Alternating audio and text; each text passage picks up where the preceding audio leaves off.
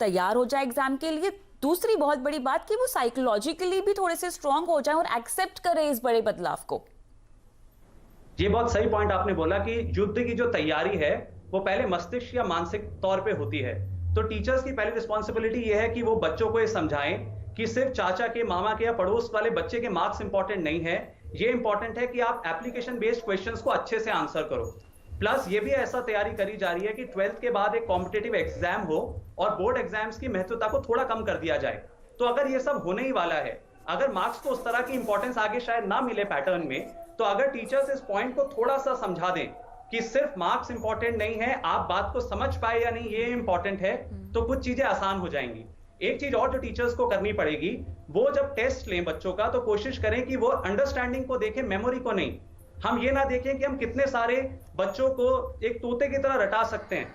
हम रेदर ये देखें कि हमारे कितने बच्चे फैक्ट्स को समझ पाते हैं और फैक्ट्स को समझने के बाद मैथ्स के, अंग्रेजी के सवालों को हल कर पाते हैं। If you are writing an essay, अगर एक बच्चा एक एसे लिख रहा है तो उस एसे में उसके अपने क्या विचार हैं, वो इस पॉइंट पे जोर दे रहा है या फिर जो वो 7 पॉइंट सोच के आया था कि इन्वायरमेंट पे एसे आएगा तो मैं ऐसा ही लिखूंगा, कहीं ऐसा तो नहीं हो रहा कि बच्चे वही कर रहे हैं।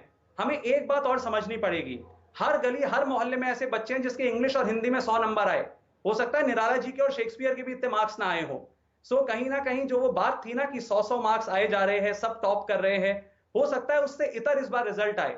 हो सकता है ये कोरोना ब्लेसिंग इन डिस्गाइज साबित हो। चाणक्य जी ने कहा था, रूप यौवन संपन्ना विशाल कुल संभवा विद्याहीन ना शोभते निर्गंधा इव किंशुका। किंशुक का फूल में स्मेल नहीं होती। क्या हम चाहेंगे कि ऐसा फूल हमें मिले? क्या हम चाहेंगे कि हमारे बच्चे हों तो बहुत अच्छे, वो लगे कि वो बहुत बड़े घर से हैं, बहुत अच्छा बोल सकते हैं, लेकिन वो स्किलफुल ना हो? हम चाहते हैं हमारे बच्चे स्किलफुल हो, इसलिए सारा टेस्टिंग स्किल्स की होने वाली है।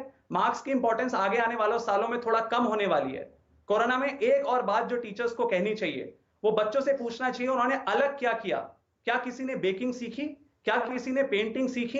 दुनिया के हर साल में, हर देश में बड़े बड़े सीईओ सबैटिकल लेते हैं और वो फिर एक ब्रेक लेके काम करते हैं। क्या हमारे बच्चों ने इस ब्रेक को पूरी तरह यूज किया या नहीं? ये बातें भी उतनी इंपॉर्टेंट हैं। प्लस टीचर्स को ये समझाना चाहिए कि सबसे वीक एरियाज पे पहले काम करो। फियर हमेशा फॉल्स एविडेंस अपीयरिंग रियल होता है। जो डर लग रहा है वो झूठ है, और इस बात को मान के चलें कि जो आपने सोचा है वो पक्का होगा। एक बार मैथिली शरण गुप्त ने कहा था, नर हो ना निराश करो मन को, जग में आए हो कुछ नाम करो कुछ नाम करो। अगर इस थॉट से बच्चे आगे बढ़ेंगे, एक एग्जाम को सिर्फ एग्जाम जैसा मानेंगे और ये नहीं सोचेंगे कि बगल वाले बच्चे के कितने मार्क्स आए, तो उतना प्रेशर होगा ही नहीं। और जब प्रेशर हम नहीं लेते हैं तो हम बढ़िया परफॉर्म करते हैं। सो मेरा टीचर्स से, पेरेंट्स से, सबसे एक रिक्वेस्ट है, एग्जाम का पैटर्न बदलता रहेगा, बाधाएं तो आती रहेंगी, बाधाएं आती हो आए, चाहे कितने ही प्रलय की घोर घटाएं घिर जाएं, लेकिन अगर हम एक बिल्कुल क्लियर माइंडसेट से पेपर देंगे कि हमारी अंडरस्टैंडिंग अच्छी है या नहीं, ये सिर्फ उसका टेस्ट है। अगर हम ये मान के चलेंगे तो सब बढ़िया है। स्किलफुल रहने में जोर देना है। अगर बच्चा स्किलफुल है और फिर उसके 5 नंबर कम भी रह जाते हैं, कोई खास फर्क नहीं पड़ता। Marksheets can not be hired. मैं फिर से कहूंगा, ये गूगल जैसी कंपनीज और माइक्रोसॉफ्ट जैसी कंपनीज में मार्कशीट नहीं घूमती हैं, हमारे और आपके जैसे इंसान घूमते हैं, और उन्हीं को इन कंपनीज को चलाना होता है या अपनी कंपनीज बनानी पड़ती हैं। तो आई थिंक मेरा तो यही मंत्रा रहेगा बच्चों के। बिल्कुल नहीं, आपके स्किल पर फोकस है, बच्चों की प्रैक्टिस